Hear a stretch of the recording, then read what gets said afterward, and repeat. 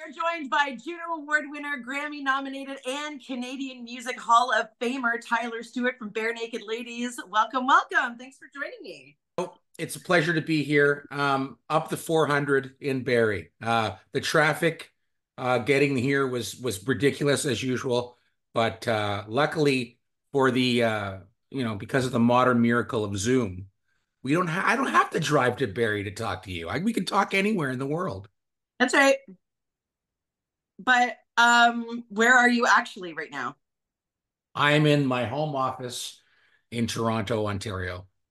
Tell me what it's like touring now as opposed to, like, say, Barenaked Ladies formed in what, 88? Yes, that's correct. Yeah. Okay, so like what is touring like, in 2024 as opposed to, the early 90s? Well, touring and at this point is 36 years older than it was when we started. It's amazing how technology has changed the way we tour. I mean, we used to be out on the road in a van. That's changed. We're not in a van anymore. We usually have a bus or we're flying to gigs, but back then the tour manager who was driving the van had to pull us over at a truck stop, say in the middle of Manitoba or Saskatchewan, if you're on a, cross Canada tour, and say, guys, you got an hour. Wander around this truck stop, do whatever you got to do, stretch your legs. I got to be on the phone at a pay phone advancing the next several gigs. So, now, of course, it's all instantaneous communication. Away you go. Everyone's got a cell phone. Everyone's in touch. So I think that's the biggest difference. Also, back when we started, people used to buy a little thing called records and Mhm. CDs and cassettes. They actually bought those things. Can you imagine? Now, obviously, every song in the world is available to you for free if you want. And that's definitely changed the way we do our business. Do you want to hear a funny story? I was actually in radio college at Humber, and we had to do a project on a Canadian band.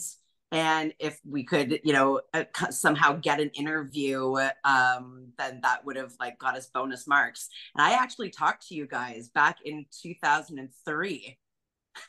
Wow. You were my very 2003. first, you were my very first, like, kind of move into the interview world that is radio. So thank you for that. I got a B minus, by the way.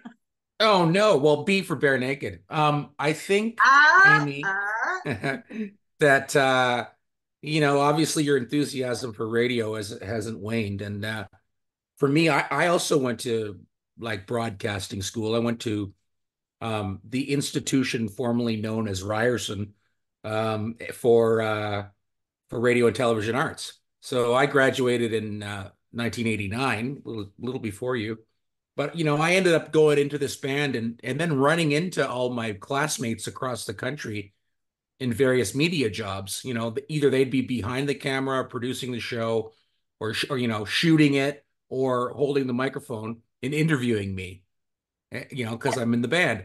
So I ended up where I'm supposed to be. I'm glad you ended up where you're supposed to be. It's nice to make a living doing what you love. Absolutely. So what changed for you where you decided that you wanted to pursue music full time and kind of not do the whole, broadcast thing? Um, Cold hard cash. That's not the answer, really. I think really, I've always loved music, and for some reason, I'm able to play drums. It's sort of a God-given gift, I guess. And it's something I was passionate about, and people just seemed to respond to me when I was behind a drum kit. And when I met Barenaked Ladies, who were these incredibly talented, funny guys, and who made such exuberant, glorious music, I knew I just had to be a part of it. So I'm very fortunate to have met those guys. It's almost like, I found my tribe. So what are you guys working on other than you've got this tour that's going to keep you busy this summer? What else is in the works for Barenaked Ladies? Well, we're going back on the road in the U.S. in the fall, just in time for the election. Oh boy, and and yeah, we're going out with our friends Toad the Wet Sprocket. We had a glorious tour with them a couple of summers ago, and they're just great guys, and we get along with them amazingly well. So we're going to tour together in the fall all across the U.S. Um, and I imagine after that, sometime in the new year, we might talk about making a new record. That's the thing these days. We have 18 studio albums under our belt, and that's a lot of songs. And you get to this point in your career, you wonder, do we actually need any more songs?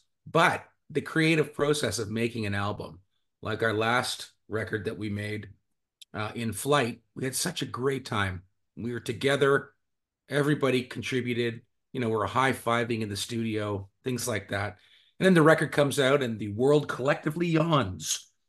And you go, well, at least we had a lot of fun making that record, and it keeps us engaged and up to date. And we play those songs, alongside the 1 weeks, $1 million, Old Apartment, all the hits. We still play all of those, but we also put our new material in there, and we find it just holds up just as well. People may not be as familiar with it, but energy-wise and lyric-wise, you still get a great Barenaked Ladies song. So I think we'll keep making records until we can't afford to anymore.